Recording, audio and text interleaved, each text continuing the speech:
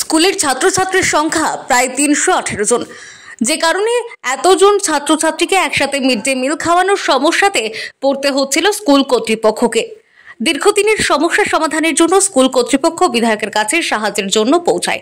এবার বিধায়ক উন্নয়নের তহবিলের অর্থ থেকে প্রায় 4.5 লক্ষ টাকা ব্যয়ে নির্মিত হলো ছাত্রছাত্রীদের মধ্যাহ্নকালীন আহারের জন্য নতুন ভবন। নদিয়ার শান্তিপুরের প্রায় 100 বছরের প্রাচীন স্কুল শান্তিপুর সংঘ প্রাইমারি বিদ্যালয়। এই স্কুলের নবনির্মিত মধ্যাহ্নকালীন আহারের ভবনে উদ্বোধন আনুষ্ঠানিক হলো শান্তিপুরের রিটেক।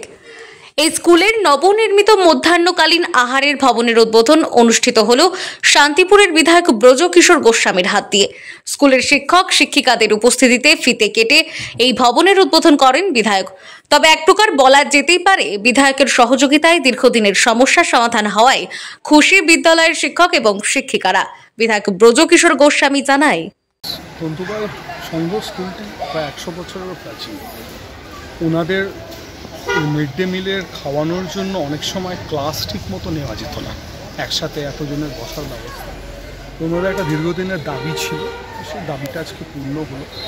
আমি আমার এলাকা উন্নয়ন তহবিল থেকেই কাজটা করেছি এবং মাননীয় মুখ্যমন্ত্রী বিধানসভায় বলেছিলেন অঙ্গনওয়াড়ি সেন্টার, স্কুলগুলোর মিড ডে মিলের ঘর এগুলো দেখভাল করার জন্য। তাতে আমার মনে হয়েছে এই কাজটা করা অত্যন্ত জরুরি ছিল। প্রায় 4.5 লক্ষ টাকা ব্যয় করে এই ভবনটি নির্মাণ করে। এই স্কুলে কি মিড ডে মিলের কোনো ঘর ছিল না? সেই অর্থে কোনো ঘর ছিল না। আচ্ছা, কত স্টুডেন্ট রয়েছে এই স্কুলে? প্রায় 300।